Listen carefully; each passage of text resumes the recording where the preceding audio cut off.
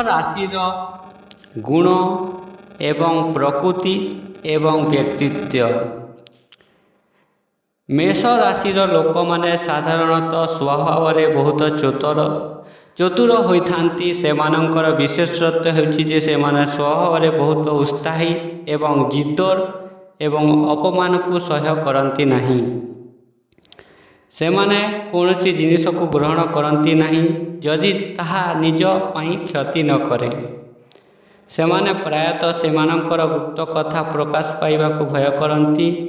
ଏମାନଙ୍କ ବିଷୟରେ ଏକ ବିଶେଷ କଥା ହେଉଛି ଯେ ଏହି ରାଶିର ଲୋକମାନେ କାହାର ହୋଇଗଲେ ସେମାନେ ସେମାନଙ୍କୁ ସବୁକିଛି ଦେଇ ଦିଅନ୍ତି।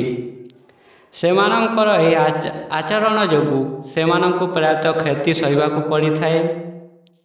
ଏହି ରାଶିର ଲୋକମାନେ ନୃତ୍ୟ, ଅଭିନୟ ଇତ୍ୟାଦି କ୍ଷେତ୍ରରେ ବହୁତ ଆଗକୁ।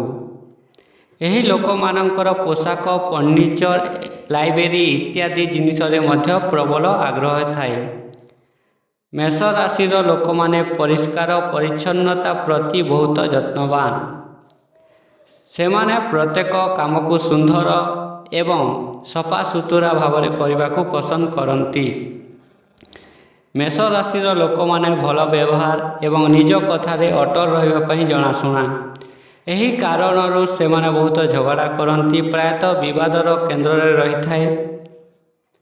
ମେଷ ରାଶିରେ ଜନ୍ମିତ ବ୍ୟକ୍ତିମାନେ ଶାରୀରିକ ଗଠନରେ ମଧ୍ୟମ ଉଚ୍ଚତାର ହୋଇଥାନ୍ତି। ଏପରି ଲୋକଙ୍କ ହାତରେ କୋଣ ଆକୃତିର ହୋଇଥାଏ ଏବଂ ସେମାନଙ୍କର ପାପୁଲି ଆଙ୍ଗୁଠି ଅପେକ୍ଷା ବଡ଼ ହୋଇଥାଏ।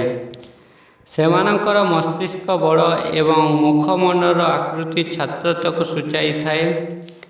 ଏପରି ଲୋକଙ୍କ ମୁଣ୍ଡରେ କୌଣସି ଅଂଶରେ ଆଘାତର ଚିହ୍ନ ଥାଏ ଏବଂ ଛାତି କିମ୍ବା ମୁହଁରେ ତିଲ କିମ୍ବା ମଇଁଷିର ଚିହ୍ନ ମଧ୍ୟ ଥାଏ।